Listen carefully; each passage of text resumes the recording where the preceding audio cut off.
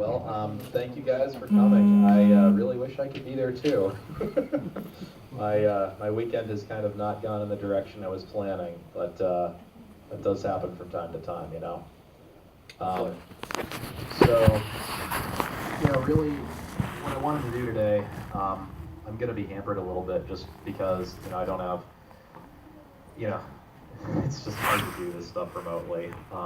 But I want to just talk through some different aspects of writing. I kind of want to see what you guys are interested in talking about, and then if we can get a discussion going about what you write and challenges you have, we can try to talk through any of that stuff.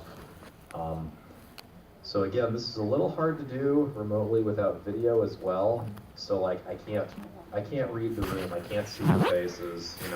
It's going to be a little hard, but feel free to speak up at any point. I don't stand on a whole lot of ceremony when I do these things, so let's see what we can do here. Vivid or anybody else in the room, if I drop off or if like the technology just works against us and you want to jump in, by all means go right ahead. I'm not going to be offended. For me, it's a privilege to get to do this when I get to do this. So, yeah, I just want to make it worth people's time. All right, so I'm Copy Minion. I've got a couple of really cool little tag cloud images here that I can't show you right now. Talk about what I write. It's really awful. I'll go throw them out in my blog a little bit later. There's a fellow called Hawthorne Bunny who just out of the blue the other day sent me this really great like tag cloud thing with, I guess it's a word cloud of like all the stuff I've written and the most frequent words in it and stuff. It's like, oh my gosh, yeah. So according to that, I write a lot of Limestone Pie and Rarity and Discord and Derpy. And then according to another tag cloud, by genre, I write a lot of comedy, slice of life, romance. So I'm all over the board. I do like to write a good diversity of things. I don't always stick with one genre or one character. So I've written a little bit of everything. I've also got an OC that I can't show you right now, but that's okay. I can also do that in my blog too, maybe. So when it comes to writing, there's a lot of places I could start. My basic philosophy with writing is that, you can study writing, and you probably should study writing if you want to improve yourself, if you want to be serious about it. There's a lot of books, there's a lot of people who can give you a lot of advice. You could go crazy reading stuff and trying to come up with advice about how to write better. And I'm not really like, I don't really bring a strong academic perspective to writing. I probably can't diagram a sentence to save my life anymore. I just kind of go by ear of whether it sounds good or not. But basically, at some point you got to stop studying and start trying, right? Putting yourself out there can be difficult. It can be frustrating at times if you don't get the response you want, to a particular story. But at some point, you just got to start writing. You just got to start putting stuff out there. And the thing that I find that helps the most is reaching out to people, getting pre-readers or, so I'll just ask the room, does anybody out there participate in the write-offs that take place every few weeks?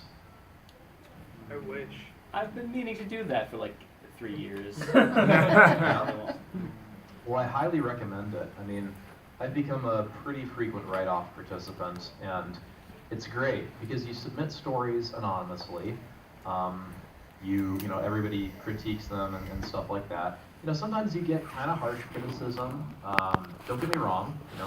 It takes a little bit of a thick skin to get that feedback and to go, oh yeah, I tried to write comedy and boy, I stuck my foot in my mouth really hard.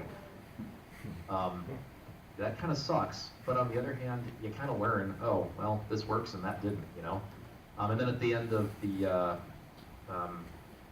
write-off, everybody finds out who wrote all the stories. So, yeah. So then you kind of find out, oh yeah, this person wrote this story that I really liked, and that person wrote that story I really loved. Enough to kind of find out who your favorites are. But like I said, I think, getting feedback is really essential. And I like to advise people to seek that feedback before you release the story for real. So, like the write-off again is a great way of doing that. There are a lot of stories that end up on FinFiction. Heck, there are a lot of stories that end up in the feature box, right? That started out as somebody's draft of a story in the write-off. To be fair, there's a lot of stuff that ends up in the FinFiction feature box. For a lot of reasons. Yeah. Keep the filter on. Yes. Yeah, and that's a good point unto itself. I don't know how to feature box every time. Lord, I wish I did. It was kind of funny when I did a panel at Ciderfest last year. I was, I did a couple of my jokes that I've done a couple of times now. Where it's like, okay, if you know how to feature box every time and get 1,000 followers, whatever, please let me know. And I found out, I think it was after I told that joke, that sitting front and center in the room was someone who's actually done that before. So it's kind of one of those things where it's like, oh, I wish they'd spoken up, right? And what was their advice? Well, so just hypothetically, if someone was wanted that did that happen to be Ouroboros, the guy that writes all the Sunset Shimmer fics? yes, it did. Yeah, It did. I met him. Yes. Yeah, he's done it. Yeah, sorry, that was one of those moments where I'm like, do I name drop or not name drop, right? So I kind of pulled away at the last moment there. But yeah, that was Ouroboros. Yeah, I met him too. Very cool guy, and it's like, I was sitting in front row of my panel. I better not screw this up. Yes, like I'm going to get writing advice, get out of town. But yeah, I mean, obviously there are different kinds of things that draw different levels of, interest from people. A very well romance, for instance, can pull people in. On the other hand, that's not necessarily a guaranteed thing. I just released a story a couple weeks ago, put a lot of time into it, awful lot of time into that thing. And, it was a decent response, don't get me wrong, but it's like, just that feeling of, okay, I've put my heart and soul into this story, and like, I really want this thing to, get huge, etc. Yeah, it doesn't always work out. I think, can I jump in? This is That's Vivid. Can I jump in with something along those lines? Especially for beginning writers, don't fall into the trap of like, I'm going to write this story and it's going to be great and I'm going to be the most followed person on FinFiction because it's going to be, like it's a cool dream to chase it and everything, but kind of manage your expectations and understand that even if you put something out there, it's just because it doesn't get a big response doesn't mean it's necessarily not good. There's any number of factors that influence whether someone's going to pick it up and read it, character choices, setting, type of story, that sort of thing. And your first few stories, especially, are probably just going to be mostly ignored by the general populace. That happens to it happens to most people, I think. Like even some of the bigger authors I follow, if you scroll back to their original, like the first stories they published, they're still sitting at like 300 views for some of them. Yeah, one of my I wrote the first four stories I wrote. 2 of them were shipping fics of popular ships, and those got a lot of attention. But then the other 2 barely got the third one got 1 view in 2 weeks. And I was like, I spent a whole month on that one. It was a 16,000 word one shot, and when it barely got any attention, I was just like, oh, I don't want to go any further. But I just kept going, and eventually it's somewhat gotten some views now. But even some of us that have had some things that are viewed a ton, we have all these stories that never really got the attention. It takes a lot of trying over and over again, and don't let one bad one get you down. And it might be infuriating if you say, oh, I'm just going to write a really stupid one, and then it'll, it's just going to be just whatever comes to mind. This is going to be a really stupid one. Everyone's going to hate this one, and then that one gets more views than anything. That absolutely happens from time to time. I saw one guy whose best story was a troll fic where he replaced Twilight Sparkle with a fire truck in one of the episode scripts. Yeah. And that got the most views of all of his stories. On that one. Yeah, no, it's really hard to predict, and yeah, I definitely echo what you guys are saying. Don't get discouraged. Even if you pour a lot into something and it doesn't get the response you're hoping for. Yeah, and as for the opposite phenomenon, I put one out last year that I was like, okay, this is just dark and horrible, and it's just doing terrible things to a beloved character. They're gonna hate this. Yeah, it feature boxed. I'm like, really? Really? That one? You never know. I've got this is so I'm kind of like keeping a mental list of stuff that I'll have to throw out in my blog later. I've got this video that I'm obviously I can't play now, or I might want to do an excerpt of it anyway, but you should look it up. It's Louis C.K. at George Carlin's funeral. It's a really interesting video. All you ages talk about- convention? What's that? Is conventions all ages? It's not all ages, so yeah. Okay, thank you. I probably want to excerpt it, but the point is, I tend to advocate for write a lot of stuff. Put your heart into what you write. Write something that means something to you. Life is too short to write bad fan fiction, right? Write really good fan fiction. Do your best and try to grow. But because kind of like he talks about in there, he's talking about coming up with comedy material, right? He's telling a story about George Carlin. So how meta is this? I'm telling a story about Louis C.K. telling a story about George Carlin, where George Carlin, every year would put together an album, right, or a show or something, right? And then at the end of the year, once he put that out, he'd throw away all of his comedy material that he had put together, and he'd start over. And so Louis C.K. talks about how he started doing that. And he found that it was difficult, but you start digging deeper, right? It's like you write about what you think is interesting or funny, and you throw it away. And then you dig deeper, and you write about stuff that really matters to you, or stuff you're afraid of, and you come up with material about that, and then you throw it away, and you dig deeper. And I find that I never run out of stuff to write about. Stuff to write about can come at you from anywhere.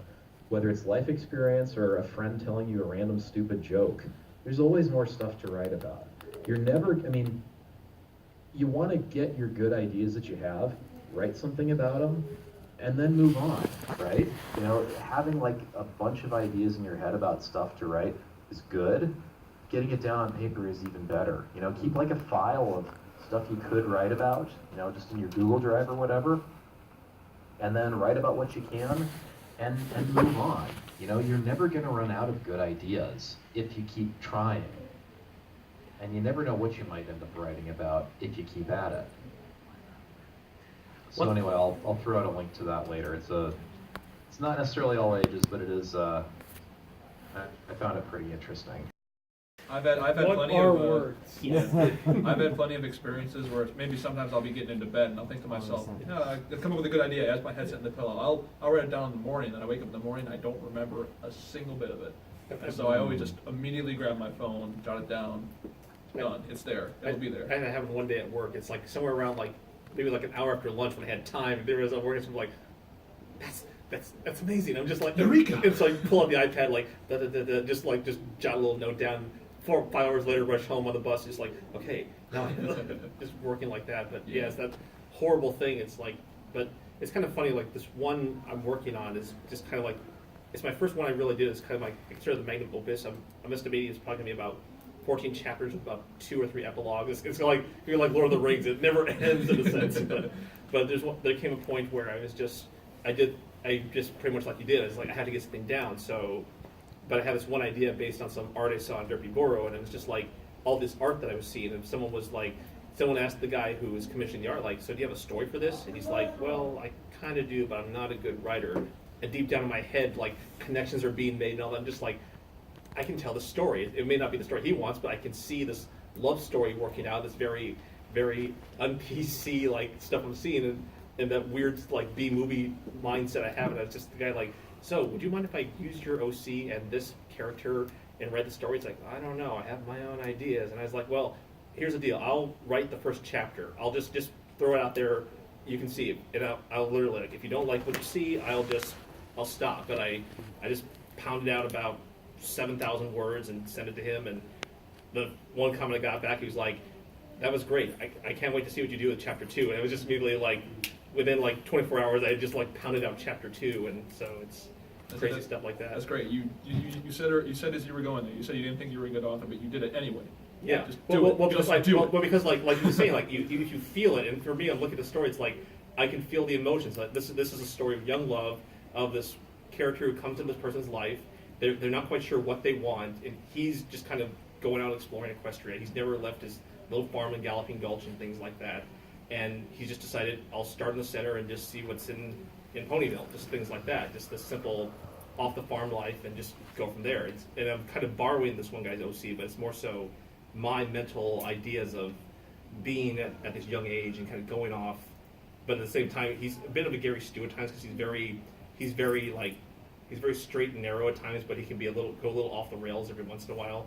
But kind of one of those very respectable guys that you would want to bring home your parents and all that. One of those people more so, instead of the usual, oh, the stranger came to town. I hear he's a little loose, if you know what I mean. That kind of stuff. Comes to town, he's friends with all the basics. Yeah, exactly. Yeah, that's what I mean. Like my story just bucks so many trends, because I mean, like you're saying how the first chapter, like you wrote, said that you hope it may be good. It's kind of like when I did a portfolio review when I was 18. I thought I was a pretty good artist. I went to my first portfolio review when I was 18. It was just like some people like just pull out the claws and just like slashing across me. And that was how the first chapter was. Like one guy laid into me with like 5 paragraphs, and like he's like, that happened? That's ridiculous. And deep down, like I was just thinking of the scene where Rainbow Dash injures her wing off camera. I was kind of thinking it would be kind of cool as a little reference, and no one got it. Yeah. Little stuff like that. Oh, with that too, I just want to interject.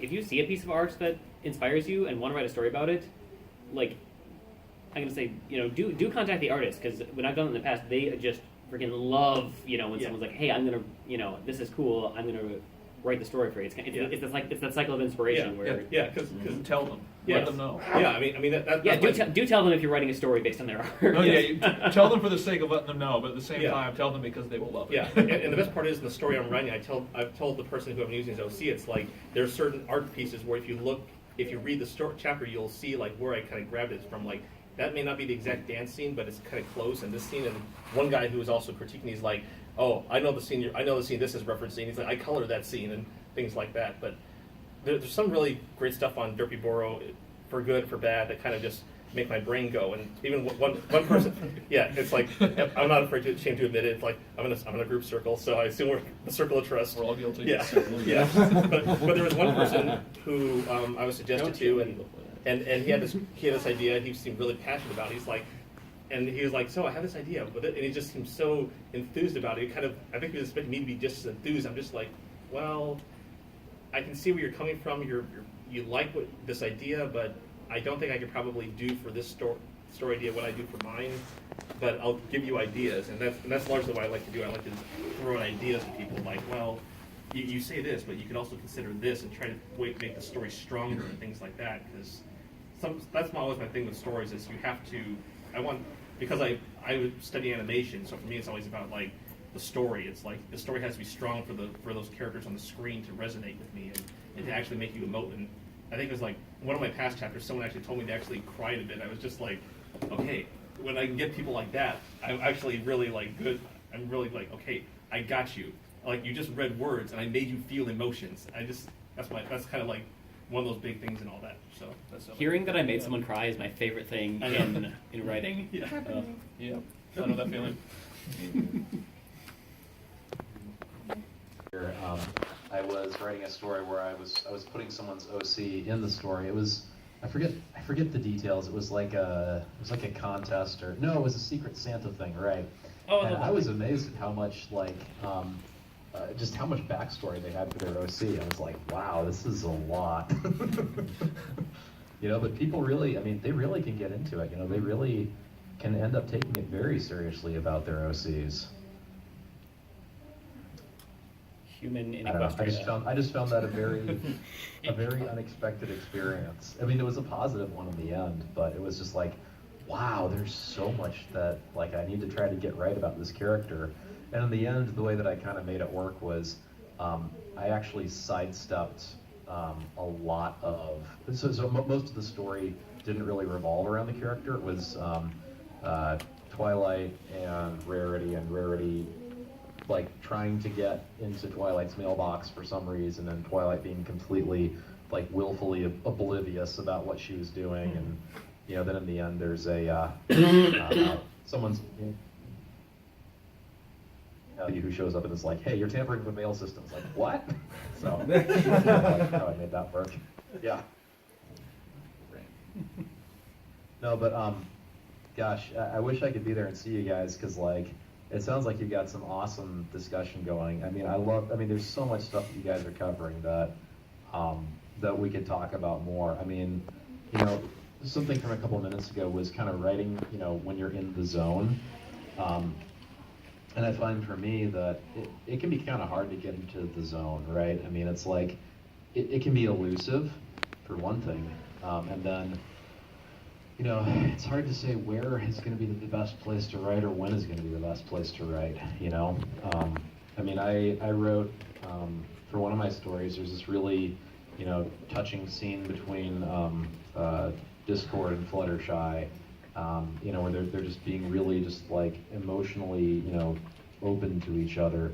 And the place where I wrote that, and this is like the dumbest thing ever, I was sitting in my car in the parking garage at work, and I'm like, oh, I know how to write that scene now.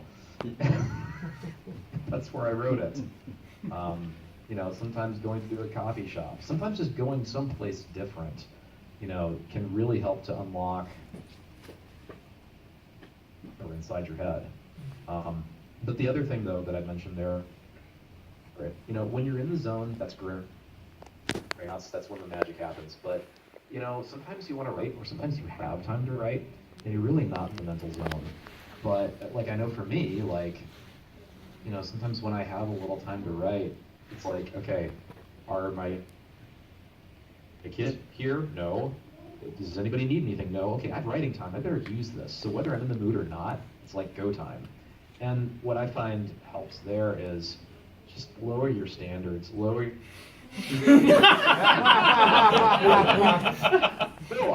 seriously though. Because like if you sit there and you pound out like 500 words of total crap, and then later you come they're like, wow, this makes my eyeballs bleed, right? But you did it. You know what I'm saying? I mean, it doesn't have to be brilliant as long as it moves you forward. So You can always come back and fix it when you're reviewing it over. Yeah, I had that one. Sorry, I went really quiet there for a second. I had that one chapter where I thought I knew what I was doing, and then I kind of took a day to think about it, and just like I jumped about half the chapter and just started over, and kind of where I was like 2 days later was much better than where I was the day before, and I'll have those like I haven't written for the past week and a half, but I do find if I just kind of let myself just meander about, sooner or later stuff will start clicking and all that. And Yeah. there are plenty of times when I go back after I've written out an entire chapter to look it over before I send it off to my editor, and who is sitting right over there. And before there was a period of time where because I find proofreading to be my least favorite part of it, because it takes me forever. I'm a very slow reader, even if it's my own work. And so before a certain period of time, I used to just send them off to him before doing that, and he didn't like that I did that. But I like you too. But I started going back and looking it over, and I found that there was a lot of things that either didn't come out the right way, or I probably could do better, or I could word it better. And I started going over them every single time, and the overall quality improves, and his job's a lot easier now too. Yeah, that's kind of what I do. Whenever I'm done with the chapter, I just let it sit for a few days and then go back over it. And you'll run into things and be like, oh, I didn't mean to put that way, or that didn't turn out the way it was supposed to, or like or you find some hysterical misspellings or typos and everything. And then you set it integrate How them. long do you wait to proofread? Like, if you don't just write and then you read over it, then how long do you generally wait? I usually wait a day. A day? Yep. Yeah. 24-hour rule for. Because my brain's usually fried at that point. I don't even feel like Yeah, doing that's it. Well, when I started proofreading for people, they said that they let it set for a week, and then they would read over, and then they'd send it off and let the proofreaders, and then they let the editors have it. So that's how I look at it. I just started feeling irresponsible because I would just throw in the first draft at him every day. Do you plan it all like before you start writing? Oh yeah, I have. I use a complete outline That's what I for do. every story that I write. I don't do that complete outline stuff. I tried that once. I never actually started that story. It is. It's but different. what I do is I kind of like have a bare bones plot, like an idea of how the story is going to progress and what I'm going to do, and then kind of just write from there and flesh it out as I go. And sometimes, Yeah. yes, there's new ideas that pop up while I'm writing, and if I like it, I'll see if I can fit it in. But Yeah, and that works too. That's there are different ways for everyone that writes. Like I personally feel like I need to have everything down in sort of I always write out my outline. Like I have a huge outline that I follow, and then before I write every chapter, I write out the entire chapter in a script format with all the dialogue and everything, with little action in between. And then after I have all that established, I know what all the characters are going to say. I know what they do in between. I just sort of have to put it to paper with story format. That's how I do it. But there are some people who work better when they're sort of going with the flow. I did that for a little while too, but it didn't work out for me. So I use the outline. It's different for everyone. Yeah, I mean, I use like what I guess they can call it tent poles. It's kind of like I know like this is a like chunk. This is a major thing here. Chunk. This is a major thing here. And as long as I kind of know like these are certain things, I kind of just fill it in. And mainly I just try to kind of almost just do straight on thinking and all that. Like we'll have like the CMC down by the pond and the one guy is meeting them there and all that. And I have no clue exactly what's going to happen. I know like the basis of what's going to happen here, but I don't know exactly what they're going to say. And I just have my brain just kind of starts just going ahead. And usually, and that's another thing I was thinking about was interesting topics is kind of the conversational aspect of the characters, because I know some people have that thing where they will try to, like my way is when I write the characters, I have to imagine the voice actors saying those words. Like you wouldn't imagine someone like Applejack having a very extensive vocabulary and know so many large words and all that. And Rarity would probably not be very probably as concise regarding certain things as Twilight is. And so that kind of to me is kind of the deal breaker with some fanfics when I skim them and all that. I mean, a year ago when I said like for many years it's like I'll never write fan fiction. That's like I don't read it, I don't write it. And then last fall the artwork just kind of made me just go back on like I just like threw that out the window and all that. So like for me, I have a co-writer because he's my co-writer, and when we do dialogue, I'm one character and he's one character. So we actually have like a conversation when we're writing. So I don't quite do dialogue like talking to yourself. So when we write, I plan out the story, and then he and I have the conversations while we're writing. It's been much more. I've had a couple, like he was saying, when you get the artwork, and when I first started this, I had a couple stories that I tried to write and subsequently pulled off fanfic because they were just god awful. And But you wrote them. I did, and the first one actually there was a piece of artwork by I don't know how many of y'all are on DeviantArt. Yeah, I kind of figured that one. But, a piece by Captain Pudge Muffin. I'm like, I can work with this. So Heard of this guy. I work with that, and everyone loves the cat ponies. But there was a picture, and it spawned a whole. Well, in my mind, it's a trilogy series. I still have yet to release the third one, but with the CMCs, and it goes from there. And the issue I've had in doing solo stories, occasionally it will just come to me, but for the most part, working with the co-writers worked out is Colin was talking about with the outline. I'm a very detail-oriented writer, but I can give you a big picture and I can give you minute details, but figuring out how to write a scene transitioning from A to B, I have trouble coming up with the ideas on that. But once you tell me, okay, this is what's happening, I can run with it. And the issue I have is coming up with that, doing the conversation back and forth, or seeing that different artwork. It rolls with me, and I subsequently crash and burn because I am terrible at editing my own work. But most people are. Yeah. We're working. fresh pair of eyes.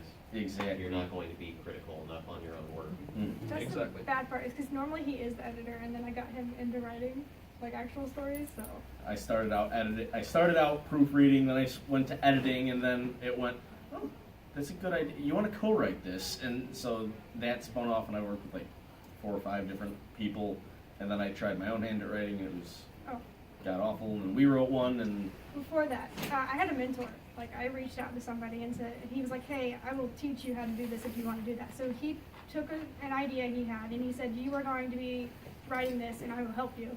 So we wrote the entire story together. It was my first ever. But he had already established a fandom on fanfic, so it was like I was joined into that and immediately pushed into the limelight of writing these big stories and having no idea what I was doing, but I was being taught by somebody who understood. So that's a big thing. If you can reach out to somebody, and don't be afraid, because our community is really good about saying, "Hey, I can teach you this." So. This is awesome. This is super awesome. You actually had a question? It's covering a lot of great things. You know, like We have a question. yeah, Comment. editing your own stuff. Hello. Oh, sorry. What's that? We got a quick comment from someone in the audience. I just feel like Okay. role playing is another good process towards writing, because I have a lot of ideas that I haven't written down, but they're in my head. But I've written down some of them.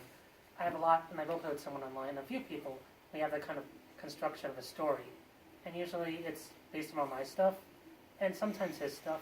His character's a scribe, his OC, and of course my character's just a unicorn. But we do that together, and we kind of make this thing with. It's like co-writers, like you two. Basically, we're doing a story as 2 people. He plays a character, and I play another character, and we have a sort of making of something. And I've been having a lot of wanting to do a story of my OC, and his story intertwines with one of my favorite villains, which is Sombra, and it's kind of a lot to talk about. That's fine. But I wouldn't say admiration. My liking towards the character formed a shipping between my OC, which is Zinabar. He's in my. I have a picture of him. I can show you. He's actually ship with him because I wanted to express that in a form, because I can't actually express it towards anyone yet because I haven't found the right person, but he's this guy. So in the story, it's just about the 2 of them and how it's like this typical origin story, and there's like a lot of them, so it's like, I want it to be my story that I'll enjoy. And another thing I wanted to like kind of bring up is the term of popularity. Like, how important is it for someone to actually read your stuff? And it's like, I haven't had 100 watchers ever on DeviantArt. I've been in for 4 years, almost 5 in May, and there's like people I know that have a lot. And that's about comparison and stuff. And I just feel I like what I create, even though it may be sketchy. I see people put a lot of work into their art, and that took some time too when I made this. It's just a reference, but the art inspiration thing is another thing. Whenever I see, this happens a lot, it's kind of like that slight jealousy from seeing other OC with Summer. Because it's like, oh wait, my idea, and I keep putting it back because I haven't really finished all the construction of how I want to make it right now. I have a lot of notes in my head, and I want it to be a very interesting story. And not just with ponies, but with everything, like every friend I might am a part of. And I just like imagery, like when you describe something, and you want to know what does it look like when it's compared to like a film adaptation versus a book adaptation, and how people say it in words, and that's fun. So I just really enjoy that. Yeah. And I think the role playing stuff is writing. You are typing out dialogue. And almost like that would be kind of almost a similar process. The thing is, something that both of you guys said over there was that kind of reminded me of how I do. Whenever I write, I sort of try to visualize exactly how it would look and sound if it were at the show. Yes. Yeah. And sometimes I got to be careful from writing in public because I'll start making the facial expressions of the characters. Oh, it's like mumbling to yourself what the dialogue is. Yeah, and like just, if one character's angry, I'll start like my eyebrows will point down and Starbucks and Yeah. pony feathers slips out. Yeah. yeah, and then with the conversation thing you guys mentioned, kind of I'll bring up another point is with the something that I actually learned from the show itself is with characters. You ever notice all 6 of the characters are super contrasting. You Yes. can put any pair of them in a situation, and their personalities will completely clash with one another. And he gets it. He gets it. And so, like, I took that idea, And I write for the Wonderbolts mainly. I basically took all of the background Wonderbolts and put personalities to them from either ones I either just came up with or people that I knew from playing sports. And the one that I enjoy the most is Fire Streak and Lightning Streak. I made twins. Fire Streak is a very proper gentleman. Lightning Streak is a crass frat boy. And the two of them are always in the same scene together. And my readers love that because the two of them are just so opposite that they can make any situation interesting. And that is, like when I think about conversations, and that's a great strategy what you guys do, having two people do it, but if you don't have that luxury, try to get into the personality mindset of two different people, and how would they converse, how would they work together. And that's all across my cast. I have, in every sort of like little groups of all the Wonderbolts, there's always at least one or two of them that heavily conflict with another one. Yeah. So like I have one where I have this giant griffin who's very serious, very stoic, doesn't say much, and he's he in his squad is this super crazy Pinkie Pie-like pony that breaks the fourth wall. Yeah, my editor hates him. He breaks the fourth wall. He breaks grammatical rules. He breaks everything, and he does all of that while this griffin is just sitting there and letting it happen around him. So it's just it's fun doing that kind of stuff, and that really helps you get sort of like if you're having two characters talk, think about how they would interact. Speak as one, then think how would the other respond. Speak as him from you. So and the visualization. I did that because in my story, even though like the OC I'm using is in love with Apple Bloom, I also have Sweetie Belle and Scootaloo, and I thought Sweetie Belle in character wise they're a little older than they are on the show, but Sweetie Belle I felt would be a little more slightly naughty, but a little more kind of like she would try to push his buttons and more and things like that and all that. Like she can kind of see something between Apple Bloom and him that maybe Apple Bloom doesn't quite get, and she kind of likes having fun with him. And at first, the first couple of chapters, he's very annoyed with her, so he just kind of like, "Hi, Sweetie Belle," just kind of like things like that. But as the story goes on, you realize that he's starting to kind of almost like a quote unquote fourth member in a sense. Like he can actually. He starts to understand them a little more under the dynamics of their friendship, and it kind of like because I felt like I think one thing most women would like is if they meet the guy, if they would see how he would interact with people, with her friends and all that, and how that would work. Because the last thing I think any girl would want would be to bring a guy into a group of friends and they'd be like, dump him, like it's like you want that dynamic to be so. And as the story goes on, like this ability for him to kind of be on people's good side helps out because there are things that happen as the story goes on. Like I have fun, I have fun with the character because like certain people react differently to him. Like I have fun with Rarity. I made Rarity a bit more un-PC around him because of certain circumstances, and it's fun. Like I blew through chapter 3 because it's her just like having the time of her life with him and all these things, and he's just been very nervous about this. But near the end, he kind of works out, and also like Granny Smith is the typical like she's the older senior grandmother that kind of sees something going on here, and grandparents love to kind of match up the young people and all that for some reason. I've seen that from my own grandparents. You brought up something really interesting there. You said that you had a lot of fun writing that one scene with Rarity and everything, and blew through it. I made a mistake once that really threw me off, and I'll warn all of you for doing this too. Don't ever skip ahead to a scene that you really look forward to writing. Oh gosh. Oh gosh. Don't ever skip Don't do ahead. it. Yeah. Work through it. Work Exactly. through it up to that point, and then have your fun Yeah. when you get there. Because I have one character that I really like to write because he's based on the villain from Final Fantasy VI. Yeah. And I just love writing that sort of like creepy, condescending dialogue. Yeah. And every time I get to his scenes, I fly through them. Exactly. I'm like, this is so much fun. Yeah. And then I'm back to the other characters. Like, oh, I got to write this scene now, but do it. Yeah. Don't skip it. Do it. Yeah. I mean, that's my way as well. It's like I know certain tentpoles are coming up, but it's like I have to slog through. Like there was like one scene where there's a big barn dance, but I have 3 days of selling apple cider. It's just like I try writing that. It's like 3 days of writing apple cider. It's just kind of like wearing like cast iron shoes and trying to walk a mile. It's just like, how do I make 3 days of selling cider interesting? And originally I was like, well, I can have him meet Shirley or have him meet this, and then it's like, okay, then it's just going to get boring of like background character 3, background character 6, and it's like. Well, the last thing you want to do is to have it turn out feeling like filler. Exactly. Yeah. because It's okay to skip ahead a couple days if you can make it work and make it story. Like, don't just be like, and then nothing interesting happened for Yeah. 24 hours. Yeah. You know, you can give a reason to skip ahead, but like depending on how you're telling the story, I like to write things like in first person, or like as if a character's narrating something to you. Mhm. And when you're telling a story to someone, you are going to skip past the Yeah. the more mundane Yeah. things, and that's fine. Just make sure that there's transitions and things. Must be used Oh, Yeah. efficiently.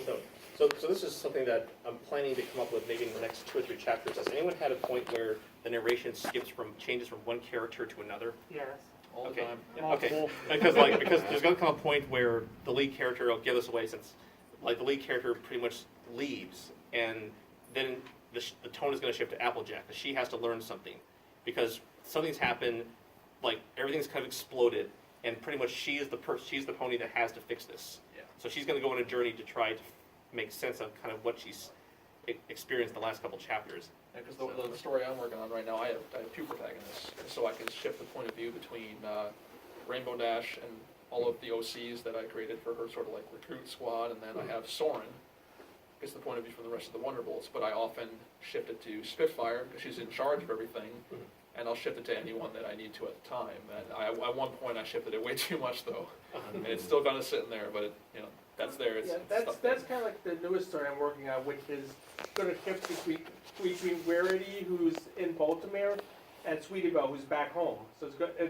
and they're both going to have their own separate stories that started at the same place and is going to come together at the end.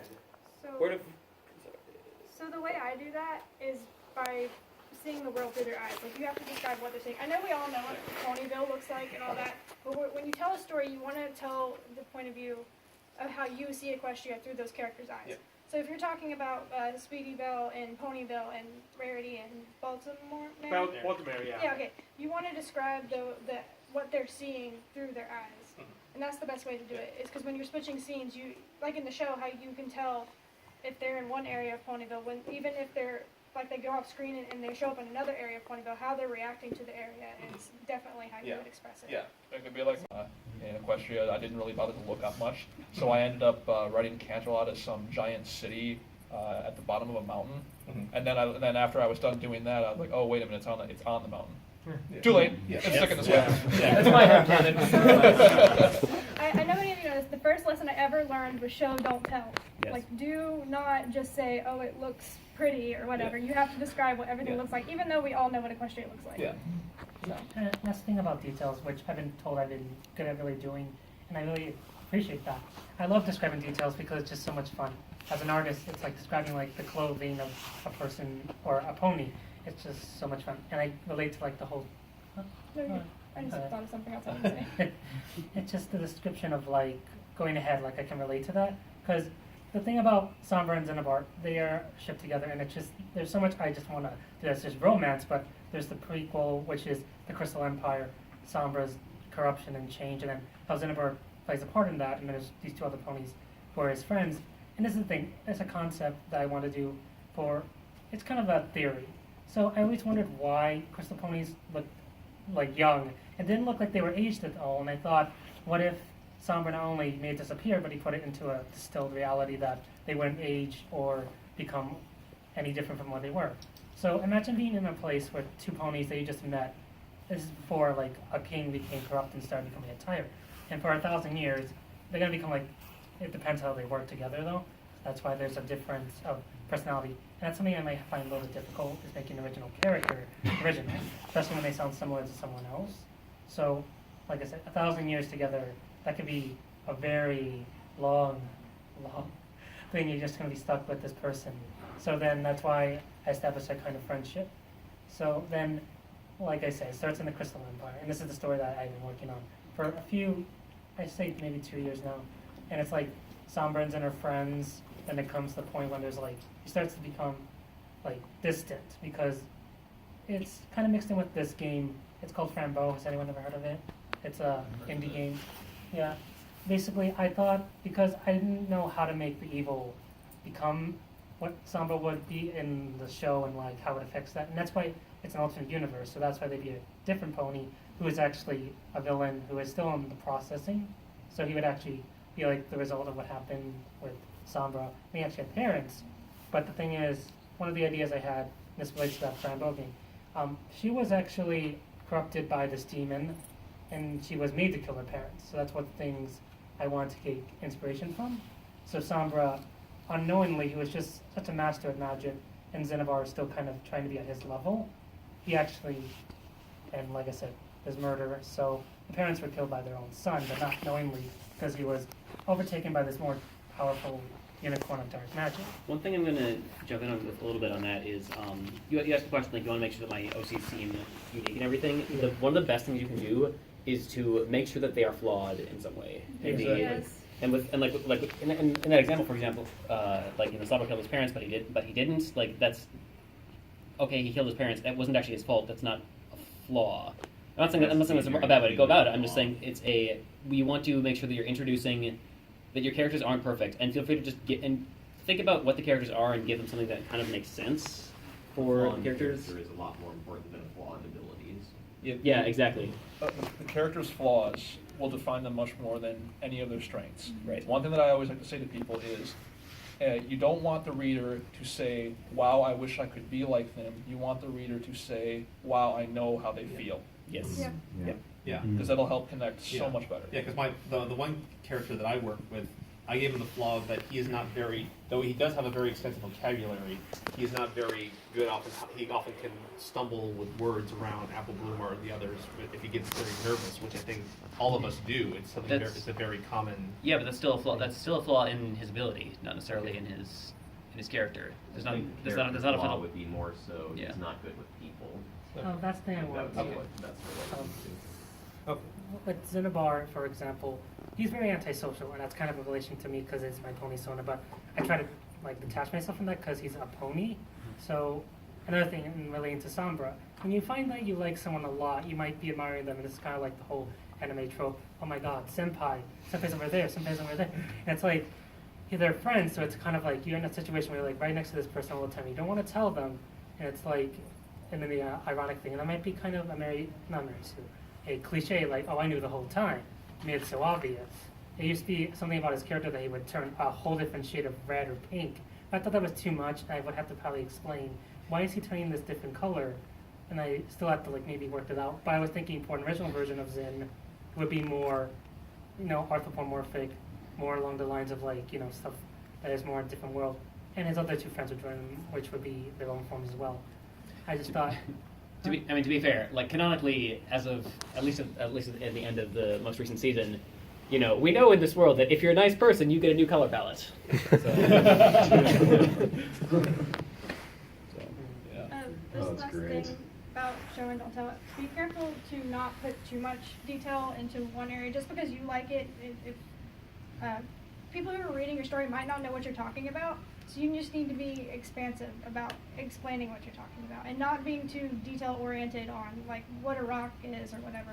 You need to tell the story. Yeah. Or the people that spend about 3 pages worth of just the girl across the room. It's Yes. something that's just I don't need to know about the pink stripe, three Yeah. pink stripes along her sleeve. Yeah. And how Tom they Clancy shimmer. problem. That's Tom Clancy's That's Run-ons it's a and good, tracking. brilliant point I want to bring in just to emphasize. And stay focused. It was something that I had to learn kind of the hard way. Was I used to have take a really strong vision in my head of what I wanted the reader to see or to feel, or what I wanted to convey to them. And it actually took getting some feedback during a write-off. Kind of okay, I see that you're trying to do this, but you're belaboring the point. Stop doing that. The trick of writing sometimes is giving the reader enough of the key details, and then trusting them to fill in the rest with their own kind of mental vision, right? Respect the imagination of the reader too. Yep. Yeah. Definitely. I have a quick question for everybody here. What is the longest chapter or page-wise that you have written? Just estimated. Want to take this? 16,000. 52,000 Oh, For a chapter? Yeah. per chapter. Wow. That's too long. It's a novella. It was a major. Yeah, he doesn't like me for it. Yeah, That one super He doesn't I like have me it. generally. My general- chapter I those are published for my long story nights. was about 12,500 words, which is the longest. Usually, I try to keep my chapters under 9,000 words. If I start going north of that, I start breaking it up, and I'll try to kind of do like a Matrix Reloaded Revolutions of like, okay, I need That to. one averages at around 20. My longest chapter I was have a probably somewhere between 2,000 and 3,000. It's anywhere between Longer, 8,000 and to be fair, 20,000. longer is not better, and if you have to, be, especially when you get to that length, you have to be really careful with Right. what you're doing and make sure there's a reason that it's one continuous Yeah. thing. Yeah, the 52,000 long one was basically because of some major appearance of something that hadn't been in. Because Couldn't be my broken series, out. yeah, my series is a few stories long, and something happened that hadn't happened since the very first one. It was supposed to be a big shock, and then all the characters had to face this, this old sort of thing that I'm trying to say this all without spoilers, and I couldn't really. There was one point where I thought I could break it up, but every time I tried to, I was like, it felt like it broke the flow of what was going on. Yeah. And since then, I've worked really hard to try and make sure that I don't go over 20,000, and if I do, I don't go that much further over 20,000, because unless your readers are very dedicated, Like his. and thankfully mine are, That, because that one chat, if you have that, if they know you're writing already, you can write that kind of stuff and you're not going to lose anyone. But as my third story pointed out to me, I wrote that 16,000 word long one shot, and barely anyone touched it. You And find that was it in- back when I was first starting, and so that was sort of like I ended up breaking that into 4 chapters about 3 years later, and it suddenly got more views. So, I think about like 4,000 is kind of what I've noticed. Where I've noticed like that's like 4,000 words. It seems like a chunk that people are willing to read at a time. Yeah. Anything above that, you want to probably break So apart. you cut off based on word count, or you cut off based on where the story is? Like I know for that one chapter you did, but do you measure on word count? Well, no, it's not No. necessarily measured on word count. If something feels like it's going for too long, and there's sort of like either if something starts to feel like it doesn't fit in the chapter, or if I feel like it's getting too long, and I could easily say cut it off right here and just say and tell my readers it'll pick up literally right from this point in the next chapter. Okay, so when you release chapters, do you do them like you release one chapter and wait a week, or do you release it whenever you're done? Whenever I'm done. Okay, because some people they'll end it in a bad place, and then you have to wait a week to find it out, and then that's how you lose readers. Well, is- my readers actually know me very well for being a bit of a douche with cliffhangers. At least he's honest about it. With He's cliffhangers, I do a lot of cliffhangers, but the thing is, my readers know that they will get the continuation in a week. I don't spend that long in between my chapters. So, because I've seen some people they'll do a cliffhanger and then they don't update for 3 months. yeah, that's what I've seen. Yeah. I'm yeah, usually like. that's a bad habit that Yeah. I'm trying a to break too. 16,000 word chapter, no less. It's like, Yeah. But the thing is, my chapters I try to keep them short because if somebody's like reading on their phone during, let's say, their lunch break, they'll be able to get to the chapter begin to end in that lunch break and then get back to work. Yeah, What and I about- think it depends a lot. Uh, Because like I've got one where, sorry. Go ahead. I was just gonna say we've got Well, about five. We I've got got- about like 5 minutes left. So if anyone has Oh, any- yeah. only attempt at doing this that was a complete disaster. I guess I kind of have the opposite problem with the too much thing. Like I know that these are the plot points I want to do, and then maybe a couple of smaller scenes / jokes along the way. But it is just really dang hard for me to come up with anything else to put into this. Like, okay, you've got the basic idea. You need to add some meat to it, and I got nothing. Like, I don't know. Am I I asking? think my suggestion would be instead of focusing on like building the story, if you want to focus your story around the joke, make it small setting. Well, not even So- joke, it's just like thinking, I've set it up so that this one thing would happen that might be a little bit funny. And that's just sort of like, it's just my issue is coming up with more than the outline, I guess. Okay. Like, I've got an outline, what can I do with this? read more. that was going to be my question to you is, I'm assuming if you're attempting writing, you're an avid reader then, correct? Yeah, I do a lot of reading with this. I've tried, like I said, once or twice to write, and it just hasn't worked. My best advice for that one would be, you're trying to come up with the meat and potatoes of it. What is it that you want to read out of it?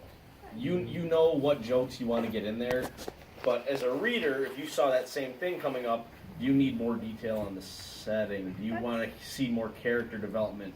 What in your past experiences have you not liked about someone else's story that you thought maybe that should be improved on, and try and roll that into your own. I don't really agree with that. I think if you're basing your writing off of somebody else's writing, that's not really yours. Like if he's telling a story, I think it should be his story, the way he will say it. And I understand that you need more detail and stuff, but I feel like you're focused on the whole big picture when you just need to focus on the little stuff. Okay, thanks.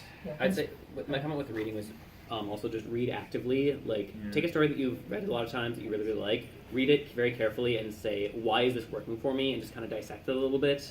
Say, oh, here's a thing that, or like, here's a type of thing that I struggle with. Let me read these couple paragraphs over a couple times and see what techniques are they using. Yeah, because I mean that's what I kind of did. Like, I mean, I still love the way J.K. Rowling wrote most of the Harry Potter series, and kind of the way she would do some conversations, and there'd be little jokes here and there that would just work pretty well. And so I kind of went back and I would skim through them in certain parts that I remembered where it was long conversations, but they were meaningful conversations, and just like how she did certain things to make that stick and make you believe that these characters were talking or stuff. Yeah. Is your story a chapter book or is it a one shot? One shots are way easier. If you know your focus, you can make the setting a lot smaller. Well, I guess that would sort of be my other problem, coming up with an actually decent idea, but there's not much I can do about that from this conversation. Well, I know we're running out of time, but I'll throw out my 2 cents about that. I mean, yeah, I'd say if you can, if at all possible, just start by trying to write something short and complete, and coming up with ideas. As long as you have 2 characters, and one of them wants something, and the other one can either help them with that or is resisting them, you can play with those parameters and come up with all kinds of stuff story-wise. And that sounds like maybe That's we're a phone out of call, time. you're good. Phone. Fair enough. The room is on fire. The room's on fire. So you can tell me that, and I can't tell the difference, right? So I don't know. I completely agree with what he's saying. You think about it. You have a character that wants something, and there's something in their way they have to overcome. That's probably the most basic way you can think about how to set up any sort of plot. Everyone should And for me, the key is the second character who has to make a choice about either helping them, giving up something of themselves to help them, or who, they don't want to give up something of themselves and they have to, they stand in their way, right? But it's the fact that you've got the second character there that you can have dialogue, you can have conflict, you can have whatever, right?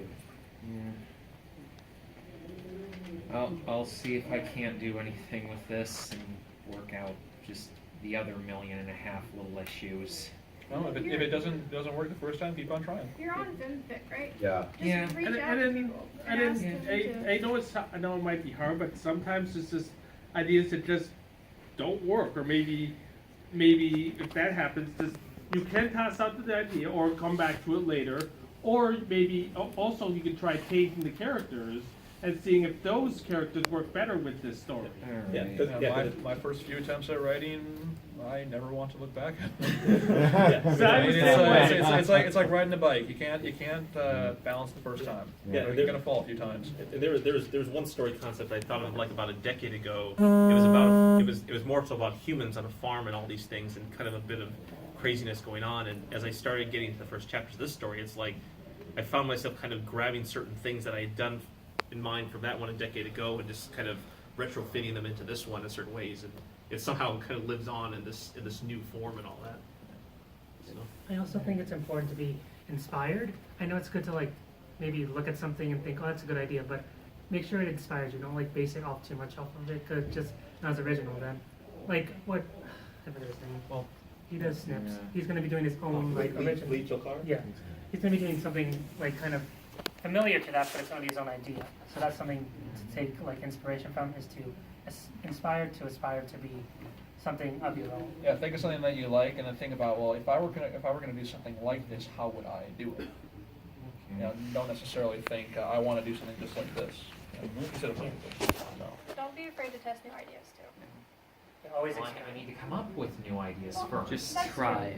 true. Steal an idea that's been done 1 million times. Don't go forward thinking if you don't like the idea, or you think the idea is gonna crash, try it anyway. No idea is ever fully formed. You do have to iterate on this thing. You're never going to be able to see the stories are not a Fabergé egg that is going to be Don't just put on the brakes perfect. before you start. And also, you can't. And also, one thing I found, you can't really force an idea. I mean, I mean, you probably read the comics in the newspaper. Yeah. Well, Bill Watterson, creator Calvin Hobbes, said that he gets his ideas from just having a blank piece of paper in front of him staring off into space. And if he comes up with something, he plays around with it, sees if it can work. Just start. It doesn't matter if it doesn't work the first time. Just sit there and start it. And even if you don't like it, you can start over. And keep going too. Even if it doesn't sound good at the first time, keep going. Like with art, you have to keep practicing. Same thing as I am because of both forms of art. And if you have multiple pieces, like when I write, I normally have multiple pieces I'm writing. And I know sometimes that's not a good idea because you really won't finish a story. But if you get too focused, you get burnt out on stories sometimes, and you just stop. So rather than stopping, if you have multiple things you're working on, your brain has time to recover and go back to those ideas. Yeah, like, I mean, that kind of happened with my story, because after I realized the first chapter, how I got like about 12 thumbs down, like 2 thumbs up, and I just felt like horrible, and so I kind of like shut down for about a month, and I had this other shorter story idea of like about 3,000 words and all that. It's like, I'm just gonna do this little thing and to see if I can pull that off, and I got a lot of people like that one, and it was just like, it kind of helped build me back into, well, get back on track and get chapter 2 finished and out there. When I started writing, I had an irrational fear of like, oh, everybody's going to hate this. But you're not writing for all those other people. You're writing because you want to tell a story. So it doesn't matter if you have 1 like or 100 likes or 1,000 likes. The matter of it is that you had a story to tell, and that's what you need to write. Yeah. You're not going to please Also- everyone. No, definitely Also, not. likes and dislikes basically They really don't mean matter. They don't just mean about it. nothing. Yeah. I mean, some people downvote just because they see, oh, it's this kind of story. I hate this kind of story. Yeah. Downvote Yeah, so- without so even reading People it. see that there's Soren Dash in mine. Yeah. I instantly get it down. Yeah. Yeah. There was a story on So- making this really well-crafted story, but it's specifically with a red and black alicorn, just because, like, can I do this right with the edgiest thing in the universe? Oh, And Bad it's- Horse, Bad Horse inverted that trope so well. It might have been. I didn't actually look into it. It just sort of was, what? Okay, that looks interesting, maybe. And then I wound up getting busy and forgot about it. And like Don't even remember the title, to be honest. If it was third entity, then it was mine. Then you know it was bad. I don't know. Coffee still there? Yeah, still here. All right. I think we do need to. I think we do need to wrap it. All right. Can I just quick say one thing? Is everybody here familiar with Fausticorn? Yes. Okay. If Celestia and Luna were fighting again, would that make Fausticorn having a bad air day? I'm out. Oh. That one